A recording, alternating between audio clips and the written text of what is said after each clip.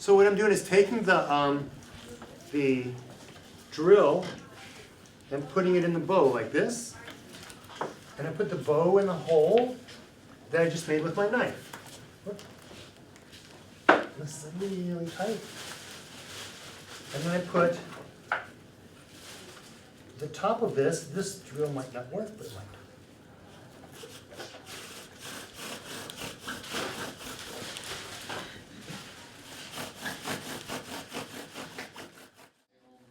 How long have you been teaching this to others, and when was there a point where you kind of maybe just learned all this stuff and were doing it for yourself, but then you decided maybe to spread this information to others? I probably have been learning since I was a really little kid, and I was very fortunate in that my parents and my grandparents would allow me and encourage me to go out and do things. And I first started doing things, so I learned from people in my family. And when I was 13, I decided that I wanted to go off and do it on my own. And so I consider myself very lucky. I think now my parents would probably be charged for neglect if so they drove me out to a mountainous area in the eastern U.S. and dropped me off, and came back and picked me up a week later. And I just had the greatest time. It was so much fun. I was with my friends, and we just went nuts and did everything wrong. So most of what I learned by doing it wrong and realizing that sucks. I'm not doing it like that again. So I learned by trial and error for the first part of my life, and then after school I moved to Alaska. I moved into a native village, and there I learned a little more of the thought and philosophy behind doing things that I was learning to do. And one of the things that I started seeing was that the environment that I was doing these things in was changing.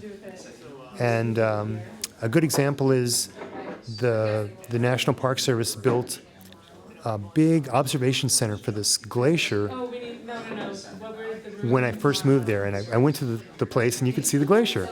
And 15 years later, I went back, and it was a lake. And so this big, huge project that they built for people to look at the glacier and how it moved and was gone, it was melted. But I did a kind of a social experiment with myself, and I wanted to see homeless people in the U.S. a lot. And so I decided I would be homeless for a year. And but in Anchorage, where it's difficult, like if you're in a warm place, you don't freeze to death. And so I started out with a sleeping bag and a stove and things that I normally would camp with. And of course, the homeless population sometimes is desperate, and so they stole it all. So I ended up with nothing. So I thought, okay, I can either quit or I can adapt.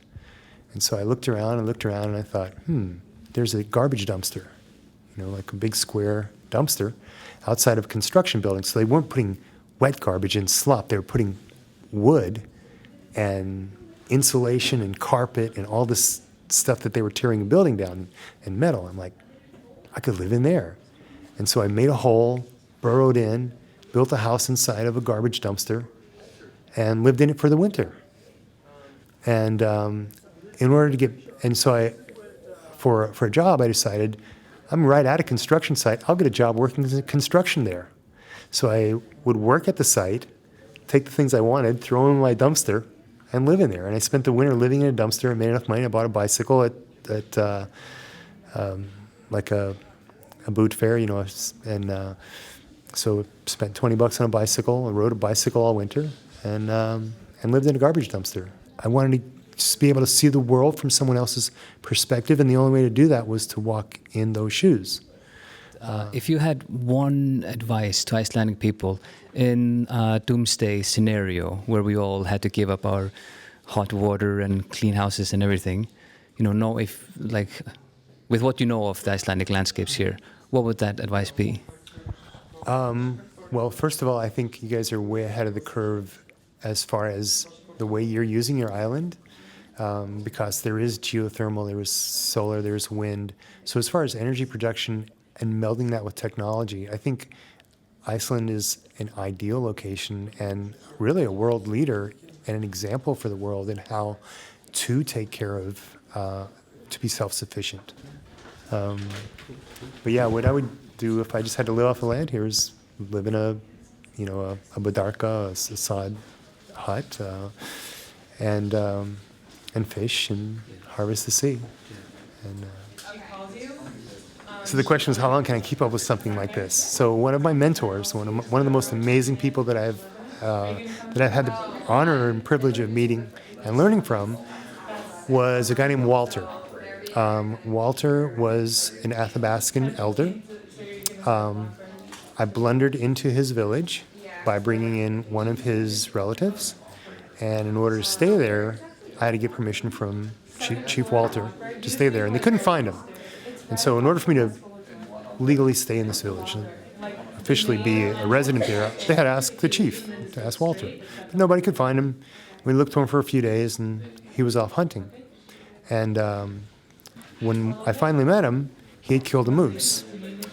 So a moose is big. It's the size of a very large horse. And he killed it, and he processed it, and he brought all the meat back, and he'd done all the work on it. He was 114 years old at that time. He was 114. He didn't go back to the village to get somebody younger to help him. He didn't get, he's like, I don't need that. It's okay. This is what I do. And so I knew him for the next 4 years. He died at 118. He died in his 118th year. But until he died, he was completely capable of doing what most people now would think, I can't do that. But that was his daily life, and that's kind of an example that I hold, a standard that I hold myself to. So how long can I continue to do it? Indefinitely.